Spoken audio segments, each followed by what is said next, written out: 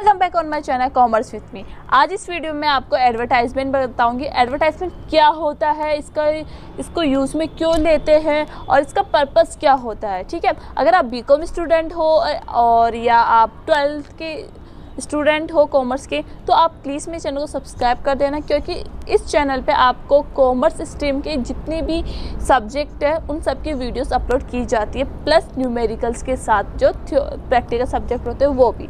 ठीक है, तो एडवर्टाइजमेंट क्या होता है। एडवर्टाइजमेंट आपने कहाँ कहाँ देखा होगा, आपने टीवी में देखा होगा, रेडियो में देखा होगा आपने, और आप बाहर जाते हो तो ऊपर वो हेडिंग होती है, दीवार पे होता है, और आपको देखा जाए तो पम्पलेट्स होते हैं, न्यूज़पेपर्स होते हैं, इन सब में आपने एडवर्टाइजमेंट देखा होगा। अब एडवर्टाइजमेंट क्या होता है अब ये भी पता होना चाहिए। ठीक है, तो एडवर्टाइजमेंट को समझने से पहले आपको मैं एक एग्जांपल बताती हूँ, जिससे आपको क्लियर हो जाएगा कि एडवर्टाइजमेंट का मतलब क्या होता है। ठीक है, जैसे मैंने ये प्रोडक्ट बनाया, ठीक है, मैंने ये प्रोडक्ट बनाया, इस प्रोडक्ट का नाम क्या है, फ्लेयर। ठीक है, और ये करता क्या है, ये पेन है, कलम है, हिंदी में कलम बोलते हैं। ठीक है, तो मुझे इस प्रोडक्ट के बारे में सारे जो जितने भी कस्टमर्स हैं या यूज़र्स हैं जो इस पेन को यूज़ में लेते हैं, उन सबको अवेयर करना है कि अगर आप इस पेन से लिखोगे तो स्मूथ चलेगा ये। ठीक है, स्मूथ चलेगा। तो मैं क्या करूँगी, मैं ऑर्गेनाइजेशन के पास जाऊंगी जो ऐड बनाता है, जो कंपनी ऐड बनाती है उसके पास जाऊंगी और मैं बोलूँगी कि मुझे इस पेन का क्या करना है, ऐड देना है आपके चैनल पे। ठीक है, जिस चैनल पे आपको चलाना है उस चैनल पे जाके मैं बोलूँगी मुझे इसका ऐड करना है, तो आप आपकी चार्जेस बता दीजिए। तो आपको बता देगा 5 crore rupees. Oh my God, ठीक है, 5 करोड़ रुपीज़, क्योंकि एडवर्टाइजमेंट कर रहे हो आप पूरे इंडिया में चला रहे हो उस एडवर्टाइजमेंट, तो फीस भी ज़्यादा होगी।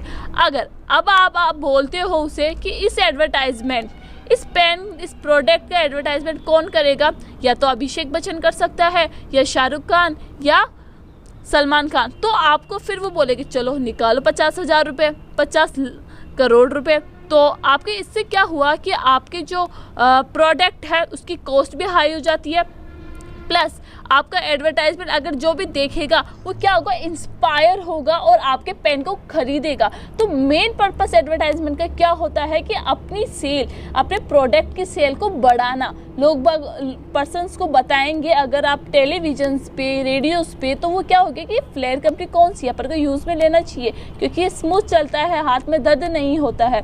तो एडवर्टाइजमेंट क्या किया जाता है, सबसे ज़्यादा इसमें क्या बेनिफिट बताए जाते हैं, किसके बेनिफिट्स क्या है। कभी भी एडवर्टाइजमेंट आप देखोगे भी किसी भी प्रोडक्ट का, आपको ये नहीं बताएगा कि इसके डिसएडवांटेज क्या क्या है, ये कभी भी नहीं बताएगा। तो आपको क्या बताएगा, उसके बेनिफिट्स बताएगा, एडवांटेजेस बताएंगे, और वो डिसएडवांटेज नहीं बताएंगे। तो एडवर्टाइजमेंट का पर्पस क्या होता है कि जो डिमांड है उसे क्रिएट करना, अपने प्रोडक्ट की डिमांड क्रिएट करना मार्केट में। ठीक है, मार्केट में डिमांड होगी तभी तो पेन बिकेगा, तभी तो सेल होगी, तभी तो प्रॉफिट होगा। तो मेन पर्पस एडवर्टाइजमेंट का क्या होता है, to create more customer for your product के लिए अपने कस्टमर्स, ज़्यादा से ज़्यादा कस्टमर क्रिएट करना जिससे सेल हो सके। अब एडवर्टाइजमेंट को मैंने एग्जांपल से तो बता दिया, अब इसके बुकिश लैंग्वेज देखते हैं कि एडवर्टाइजमेंट क्या होता है। फिलिप कॉटलर क्या बोलते हैं, advertisement is any paid form of non personal presentation. जो एडवर्टाइजिंग होती है वो क्या होता है, पेड फॉर्म होता है। आपको क्या करना पड़ता है, कुछ ना कुछ देना पड़ता है, कुछ ना कुछ पे करना पड़ता है, किसके लिए, non personal presentation. Non personal presentation का मतलब फेस टू फेस क्या नहीं होता, कॉन्टैक्ट नहीं होता है, प्लस आप फेस टू फेस कॉन्टैक्ट भी नहीं करते, प्लस इसके साथ क्या हो जाता है, आपके प्रोडक्ट के बारे में आप दूसरे को बता भी सकते हो। वो कैसे, किसके थ्रू होता है, वो टेलीविजन के थ्रू, रेडियोस के थ्रू, इनके थ्रू होता है। एंड प्रमोशन ऑफ आइडियाज़ का प्रमोशन करना, किसके आइडियाज़ के, पेन का आइडिया, और गुड्स एंड सर्विस के बारे में बताना, उसे इन्फॉर्म करना by a specified identified sponsor, एक आइडेंटिफाइड स्पॉन्सर के थ्रू। जैसे इस पेन का ऐड कौन करेगा, फ्लेयर कंपनी करेगी। ये क्या हो गया, आइडेंटिफाइड स्पॉन्सर्स हो गए। और आप ऐड करोगे, जब क्या करोगे, पैसे दोगे, तो वो क्या होगा, आपको पेड फॉर्म हो गया। और नॉन पर्सनल प्रेजेंटेशन का मतलब क्या हो गया कि आपका एड चलेगा, आपका एड देखेगा दूसरा पर्सन। ठीक है, अब दूसरा पर्सन कुछ भी बोले आपको कोई फर्क नहीं पड़ेगा, क्योंकि आप टीवी में ऐड चल रहा है, तो ये क्या हो गया, नॉन पर्सन हो गया, फेस टू फेस कॉन्टैक्ट नहीं है। तो एडवर्टाइजमेंट का मतलब क्या होता है, any paid form of non person presentation and promotion of ideas, goods and services by a sponsors, identified sponsors, ठीक है। अब दूसरे उत्तर क्या बोलते हैं, advertisement is a method of delivering a message from a sponsor. एक स्पॉन्सर के through क्या करना, अपना मैसेज पहुंचाना किन्हें, बहुत लार्ज एरिया में, ठीक है, लार्ज पीपल्स के बीच में क्या करना, मैसेज को पहुंचाना थ्रू एन इम्पर्सनल मीडियम। किसके थ्रू, इम्पर्सनल मीडियम के थ्रू। किसके थ्रू, इम्पर्सन, मतलब फेस टू फेस कांटेक्ट नहीं होता है, फिर भी आप आपके प्रोडक्ट के बारे में दूसरे पर्सन को बता देते हैं, ठीक है। ये क्या हो गया, एडवर्टाइजमेंट।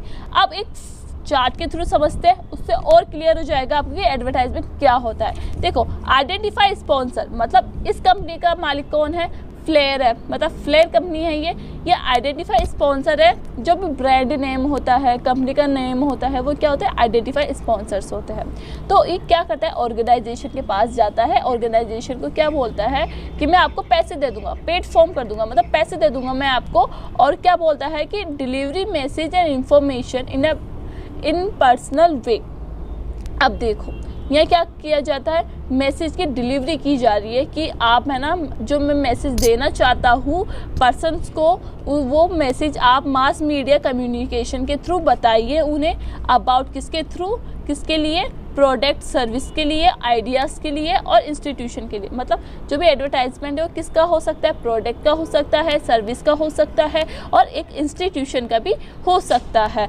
तो ये क्यों किया जाता है, टू परस्यू टू बाय, मतलब उन्हें क्या करना, कन्वेंस करना, जिससे वो बाय कर सके, खरीद सके उनके प्रोडक्ट को पब्लिक कंज्यूमर ने, पब्लिक कंज्यूमर्स को टू इन्फ्लुएंस, ठीक है। इससे क्या, इस चार्ट से क्या पता चला कि पहले आइडेंटिफाई स्पॉन्सर क्या करता है, ऑर्गेनाइजेशन के पास जाता है, ऑर्गेनाइजेशन क्या बोलता है, मैं आपको पैसे दूंगा और आपको क्या करना है, मेरा मैसेज, मेरा इंफॉर्मेशन है मास मीडिया के थ्रू आपको बताना है कि हमारा प्रोडक्ट क्या है और क्या नहीं है, जिससे क्या होगा, वो परचेज करेंगे, बाय करेंगे, उन्हें कन्वेंस करेंगे कि आप हमारा प्रोडक्ट खरीदो और उन्हें इन्फ्लुएंस करेंगे, ठीक है। इससे क्या होगा, एडवर्टाइजिंग हो जाएगी और उनकी सेल इंक्रीज हो जाएगी। अब कैरेक्टरिस्टिक्स देखते हैं एडवर्टाइजमेंट के कि क्या कैरेक्टरिस्टिक्स होता है। आइडेंटिफाइड स्पॉन्सर, आइडेंटिफाइड स्पॉन्सर्स का मतलब क्या होता है, जो एडवर्टाइजमेंट है वो दिया जाता है किसके थ्रू, एक आइडेंटिफाइड कंपनी के थ्रू, एक फर्म के थ्रू, एक इंडिविजुअल के थ्रू। जैसे ऐड दोगे इस पेन का तो कौन देगा, कौन ऐड देगा, कौन पैसे देगा, इसका फ्लेयर कंपनी देगी। तो ये क्या हो गया, आइडेंटिफाइड स्पॉन्सर हो गया। दूसरा क्या है, one way communication. One way communication मतलब एक जना अपने प्रोडक्ट के बारे में दूसरे को बताता है ओनली, और दूसरा ओनली कुछ नहीं कर सकता। Message can move only from marketer to consumer. जो मार्केटर होता है उसके थ्रू कहाँ तो मैसेज पहुँचा जाता है, कस्टमर्स को पहुँचा जाता है, ठीक है। पेड फॉर्म क्या होता है कि आप इस एडवर्टाइजमेंट कर रहे हो, आप इस पेन का, इसके लिए आपको क्या करना पड़ेगा, पैसे देने पड़ेंगे। तो ये क्या हो गया, एडवर्टाइजमेंट का तीसरा फीचर क्या हो गया, ये पेड फॉर्म हो गया। इम्पर्सनलिटी का मतलब क्या होता है, फेस टू फेस जाकर आप अपने प्रोडक्ट के बारे में नहीं बताते हो। इसमें इम्पर्सनली बात है, इनडायरेक्टली आप आपके प्रोडक्ट के बारे में बताते हो। कैसे, जैसे टीवी में आपका ऐड चल रहा है तो आपका ऐड चलेगा तो दूसरा पर्सन देख रहा है, वो कुछ भी रिएक्ट करेगा, आपको नहीं पता चलेगा। तो ये क्या होता है, इम्पर्सनली होता है। No face to face contact between customer and advertiser. कोई फेस टू फेस कॉन्टैक्ट नहीं होता है कस्टमर और एडवर्टाइजर के बीच में, ठीक है।